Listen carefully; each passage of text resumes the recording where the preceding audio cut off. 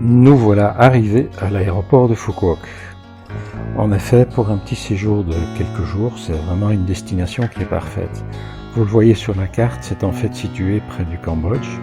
Voilà encore l'aéroport. Alors ici, on arrive à l'hôtel Anna Nguyen Bungalow. Vous voyez, c'est petit, sympa, pour une vingtaine de dollars par nuit.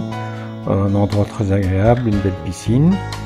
Et très vite, on a décidé en fait d'aller à la plage, et pour ça il faut le scooter, c'est à 1 kilomètre de l'hôtel plus ou moins. De toute façon vous aurez besoin d'un scooter pour aller visiter un petit peu l'île, donc ça n'est pas très grave si la plage est un peu plus loin. Vous voyez un bateau là, un catamaran pour être plus précis. Eh bien effectivement, si ça vous chante, vous pouvez prendre des cours de voile avec Pierre ou simplement aller faire un tour, le combiner avec du snorkeling ou de la pêche. Eh bien ben voilà, justement, vous voyez un client qui a l'air bien heureux. Il fait des grands gestes. Donc je pense que c'est une activité qui est assez sympa à faire. Donc n'hésitez pas si la voile vous tente. Ici on va vers une autre activité, c'est pour aller voir un monastère. Je vous laisse prononcer le nom vietnamien par vous-même, c'est pas si facile. Vue sur la mer, sympa. Ensuite une petite portion de route un peu glissante parce qu'elle est en travaux. Rien de bien méchant.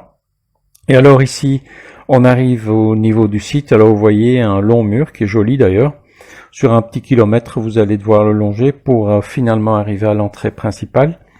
Et on y arrive justement ici, vous voyez. Alors moi, je trouve que c'est un endroit qui est vraiment très sympa. Il est vraiment situé entre la montagne et la mer. Alors vous voyez, il pleuvait un petit peu là. Mais rien de bien gênant, ce n'est pas une pluie froide et ça ne dure jamais très longtemps. Alors là, le truc au milieu doré, je sais pas ce que c'est. On monte la volée d'escalier et on arrive ici sur un plateau, il y a un temple, d'autres bâtisses, alors là il y en a pour un bon moment, ça va vous occuper. C'est très joli, d'ailleurs je sais pas ce que vous en pensez, moi je trouve que c'est joli. Et ici on est en route pour la ville principale de Phuoc qui s'appelle Xuandong, encore une fois j'espère que ma prononciation n'est pas trop mauvaise. C'est pas très loin, ça doit faire une quinzaine ou une vingtaine de kilomètres de là où on était, du sud de l'île.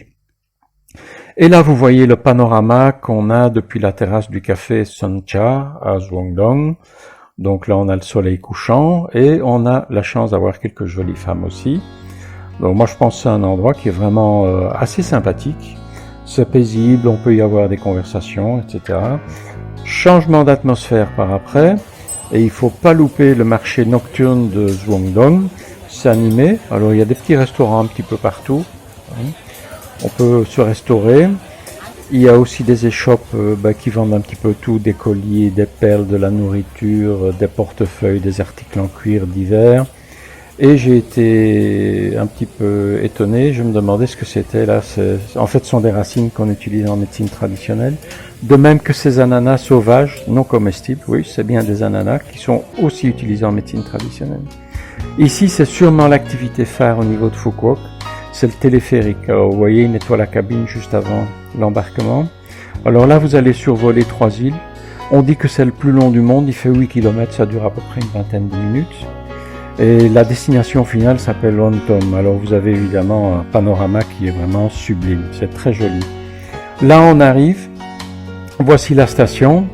Et vous allez très vite arriver vers, station de bus, là, qui va vous amener vers la plage.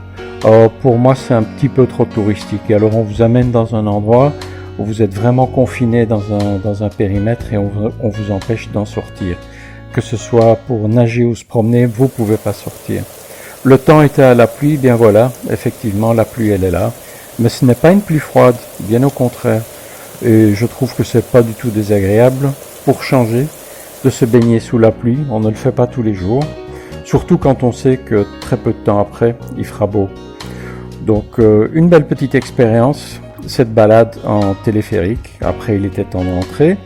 Le temps de faire encore un petit panorama dans la ville de Xuandong.